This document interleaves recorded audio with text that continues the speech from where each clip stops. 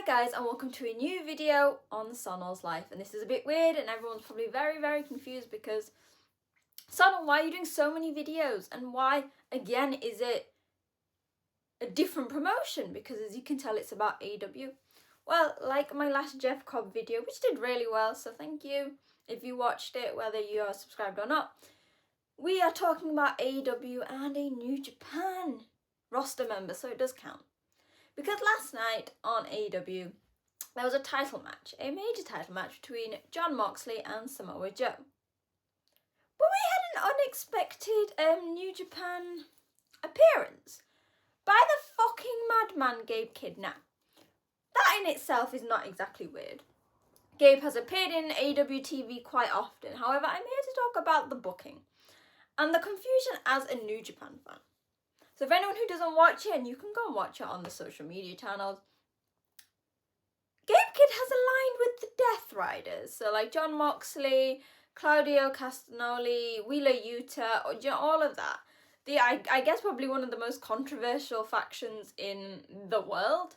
And that's not even counting House of Torture.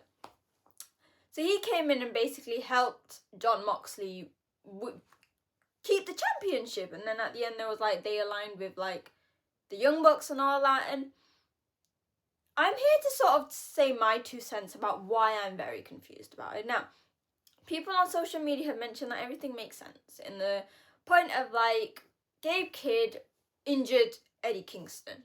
Eddie Kingston obviously AEW, but he has appeared in New Japan quite often.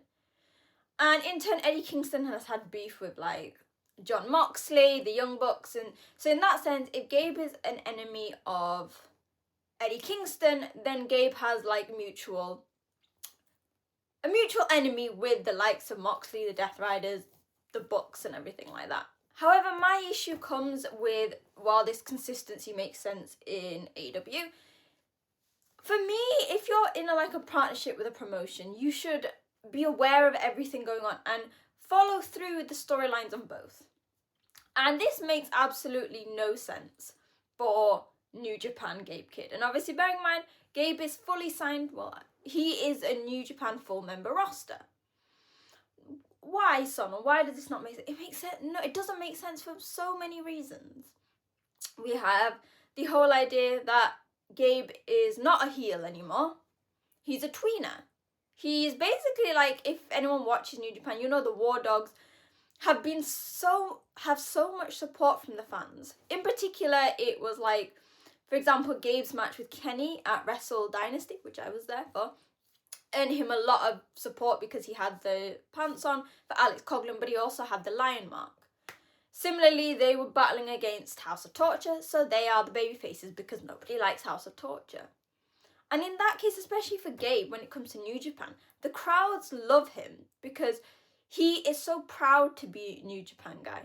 He has hit back at AEW so many times of like complaining that all they do is they take talent, that it's not equal, like implying things like that. Stuff that a lot of us fans have been saying for a long time. And while I mention he's a tweener, is because while the fans love him so much, he's not unwilling to break the rules. It's similar like Clark Connors is currently in the Best of Super Junior, and while he's a fan, like everyone loves him and they're chanting and they're barking, he's not afraid to get tired, to get Mr. Wheel sent out. Do you know what I mean? Because that's what a tweener is. Someone who is loved, but they're not afraid to break the rules. So then that's confusing. So why are you suddenly going heel and teaming with like some of the most hated people within AEW, obviously character-wise? Just doesn't make sense to me. And then similarly, it's like, we're going to link him with the whole idea of Gabe's love of New Japan and stuff. And his views that he's voiced, not just generally within wrestling, but within New Japan. Isn't the Death Riders somebody that they hate? Somebody that epitomizes what Gabe doesn't like? Because if you want to compare it to New Japan, aren't Death Riders basically just the second incarnation of House of Torture? Why, you ask, Sana? Why is this a thing? They cheat.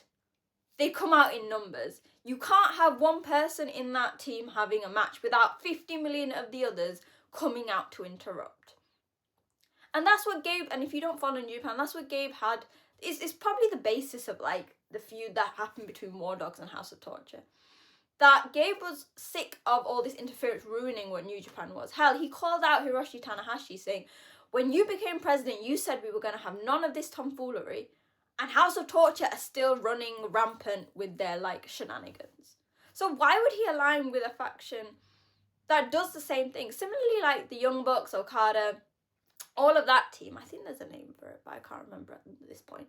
They do the same thing. There's a lot of cheating, a lot of interference. It goes against everything that Gabe stands for. And then we've got to talk about the issue of David Finlay.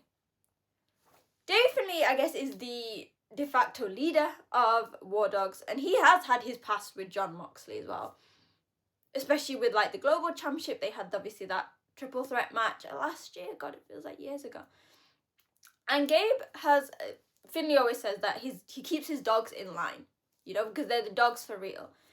And while there's obviously they have their own, like, personalities and all unity, it makes no sense that someone that Gabe is teaming with someone who is basically still, I guess, technically got beef with David Finlay.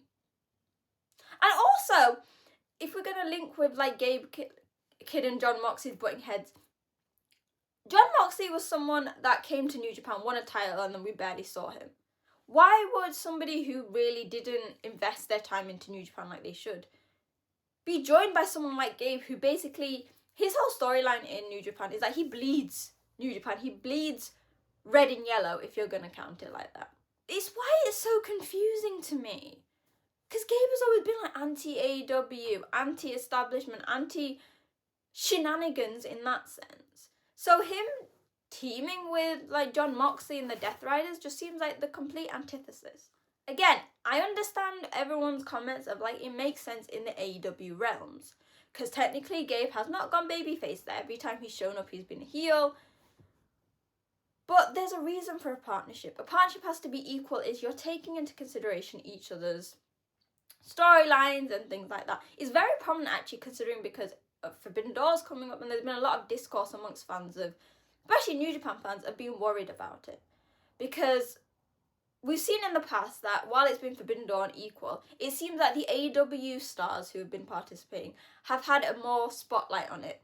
In particular, I saw one Japanese fan tweet about how they were upset because whenever there seemed to be a Forbidden Door, it was the Japanese stars that always lost. Now, like I said, I'm not here to bash AEW and the partnership they have with New Japan. That's something to do with business, and I don't really know the ins and outs. Everything is done for a reason, and I guess this is done for a reason. However, if you have a storyline building up for, like, a few months down at Forbidden Door, which I assume it could be, my question is, why are you suddenly having Gabe inserted into this storyline, which makes no sense for the New Japan fan? There is no correlation between the Gabe of New Japan and the Gabe that we saw in AEW. There needs to be more of a balance of having a seamless transition between the two. So, for example, when an AEW star comes to New Japan, we will normally continue their narrative from AEW because, like I said, Nick Wayne is in the Best of Super Junior this year. He actually recently beat El Desperado.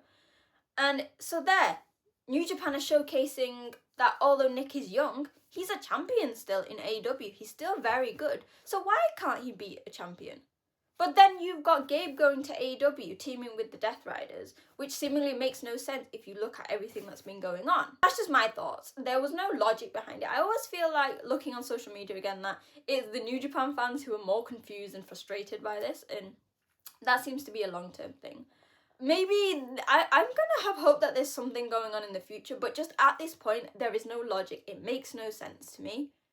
Just because of how New Japan, Gabe himself actually more specifically, has been shaping his narrative within pro wrestling. So yeah, like I said, I'm doing these short videos more often, especially if it concerns New Japan stars. So let me know your thoughts on everything that happened with Gabe Kidd in AEW. Whether you're an AEW fan or a New Japan fan, let me know if you thought positively, negatively, and what do you think is the end game for Gabe Kidd and Death Riders? Let me know in the comments. Let me know on social media at wrestling_chat.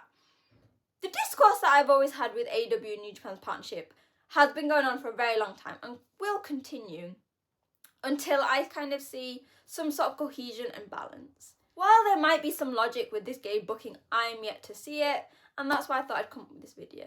So yeah, Remember, we are currently in the midst of the Best of Super Junior. I've been posting videos galore.